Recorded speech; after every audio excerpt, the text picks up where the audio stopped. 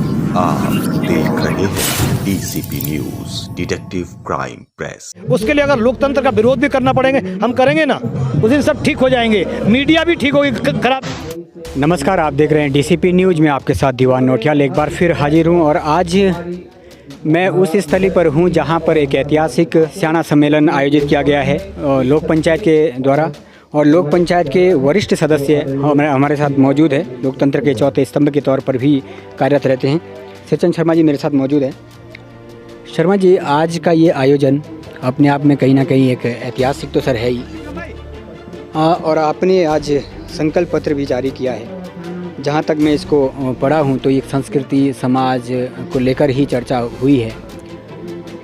मैं आपसे सबसे पहले जानना चाहूँगा सर कि आज जो प्रस्ताव आपने पारित किया है, तक हम उम्मीद करें कि ये जो आपने संकल्प पत्र जारी किया है कब तक ये धरातल पर हमें दिख पाएगा?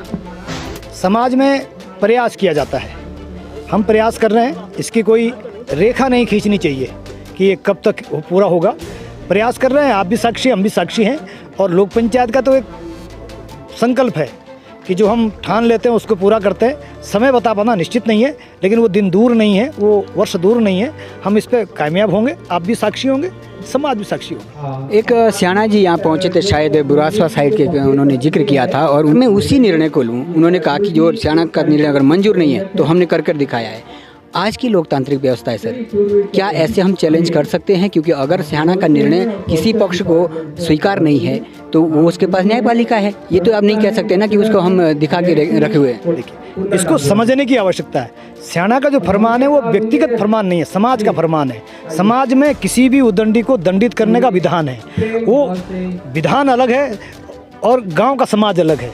अगर व्यक्ति परिवार का बेटा भी, परिवार भी एक समाज है ना, परिवार का बेटा भी अगर परिवार के खिलाफ जाता है तो परिवार को दंडित करता है, वहाँ लोकतंत्र आड़े नहीं आएगा। समाज हमारा परिवार है। अगर समाज में कोई व्यक्ति परिवार के खिलाफ जाता है, समाज के खिलाफ जाता है, उसको दंडित करने का विधान है वो।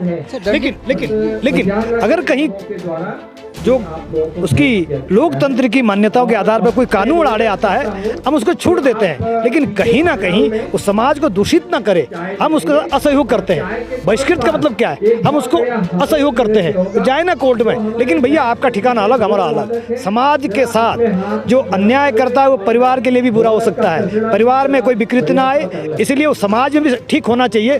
दौलत सिंह जी का कहना यह था, वो स्याणा दौलत सिंह जी थे, उनका संकेत ये था कि जो समाज को बिगाड़ने का काम करेगा, कितना ही बड़ा क्यों ना हो, उस उदंडी को ठीक करने का काम समाज करता है। वो उदाहरण था। आपने एक जिक्र किया है कि अगर कोई ऐसा नहीं व्यक्ति नहीं मानता है तो उसका वो अलग है, हम अलग है। एक व्यक्तिगत दायरा जहाँ तक सर व्यक्ति का होता है वहाँ तक अधिकार है, मेरा व्यक्तिगत परिवार है, मेरा अधिकार है। लेकिन गांव क्योंकि एक सामूहिक स्थल भी है, वहाँ पर जिस तरह के निर्णय रहते हैं कि गाँव से बहिष्कृत करना, ये तो शायद प्रत्येक वहीं के नागरिक है, उसका भी अधिकार। आपको समझना पड़ेगा, आप तो मीडिया के लोग हैं, आपको भी बताना पड़ेगा। अगर व्यक्ति सामाजिक तो है ना, अगर वो सामाजिक है तब तक वो व्यक्ति है। जिस दिन वो सामाजिक नहीं उस दिन राक्षस है हमारे लिए। राक्षस को मारने के लिए दंड है हमारे पास, और दंड ऐसा नहीं है। समाज के अंदर अनेक प्रकार के विधान हैं, उन विधानों का उपयोग जौनसार बाबा ने कर। एक मिनट रुकिए। व्यक्ति जिस दिन असामाजिक हो जाए उस दिन उदंडता करेगा। उदंडता किसी रूप में स्वीकार नहीं है। उसके लिए अगर लोकतंत्र का विरोध भी करना पड़ेंगे हम करेंगे ना, लेकिन परिवार मेरा नहीं बिगड़ना चाहिए, परिवार मेरा एकत्रित होना चाहिए। जौनसार बाबर कुटुंब की परिकल्पना करता है।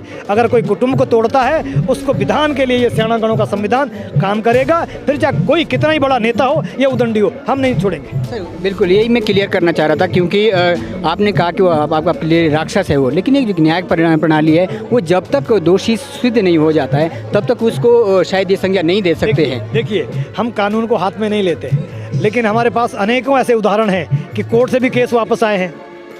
हमारे पास ऐसे कई उदाहरण, कोर्ट से भी केस वापस आए हैं। फिर क्या लोकतंत्र वहाँ कहाँ गया, विधान कहाँ गया?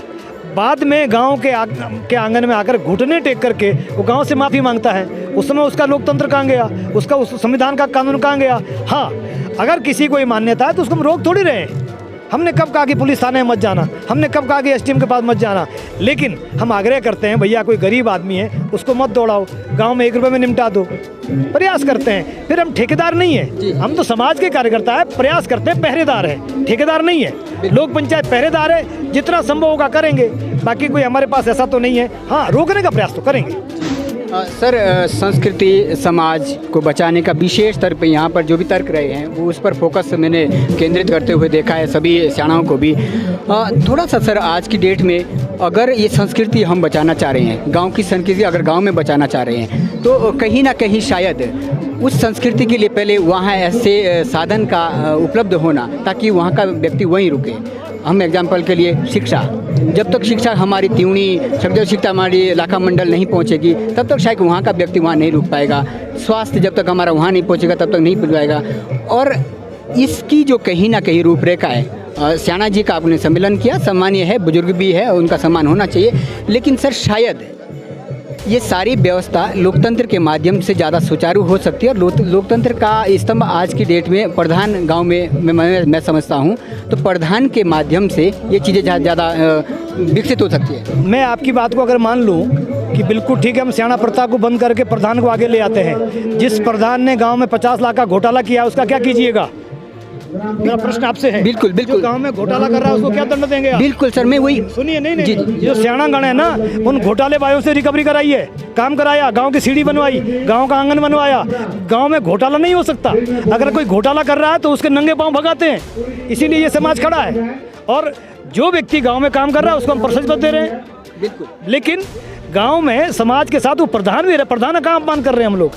हमारे जितने कार्यकर्ता यहाँ हैं उसमें से कम 15 तो प्रधान है। बिल्कुल। हमारे ज्येष्ठ प्रमुख कालसी के लोक पंचायत कार्यकर्ता है। हमको ऐसा मत प्रचारित करिए कि हम लोकतंत्र के खिलाफ है। हम लोकतंत्र के समर्थक हैं, लेकिन गलत के खिलाफ है। संस्कृति तब बचेगी जब आप गलत को रोकोगे। बिल्कुल सर, प्रथम दृष्टिया तो मैं ये स्पष्ट कर दूं कि हमने ना तो ये कहा कि आप प्रधानों के खिलाफ है, और ना हम ये कहते हैं कि आपका जो आयोजन है। हमारा प्रश्न ये है कि लोक संस्कृति पर यहाँ पर फोकस रहा है मानुभाव का, और लोक संस्कृति की जो मैं पीड़ा देख रहा हूँ, आपने भ्रष्टाचार का भी जिक्र किया है, और आपने बहुत खूबसूरत बात कही कि सियाणा लोग उसमें अपना सहयोग देंगे अगर गाँव में भ्रष्टाचार पनप रहा है। लेकिन सर मुझे ये किस्सा लाना नहीं चाहिए, पर क्योंकि एग्जाम्पल के तौर पर मैं प्रस्तुत कर रहा हूँ। अभी मेरे को डॉक्टर पूजा गौर का फ़ोन आया है फेडी से, किसी कार्यक्रम से उनको शादी में जाना पड़ा था, और वहाँ पर एक टेंडर एक ठेकेदार को लाभान्वित करने के लिए तीसरी बार लगाया जा रहा है। मैं एक एग्जाम्पल दे रहा हूँ, लेकिन आज वो लोग वहाँ पर नहीं थे, गांव में नहीं थे, और तहसीलदार माध्यम से वहाँ टीम भेज दी गई है बिना ऑर्डर के।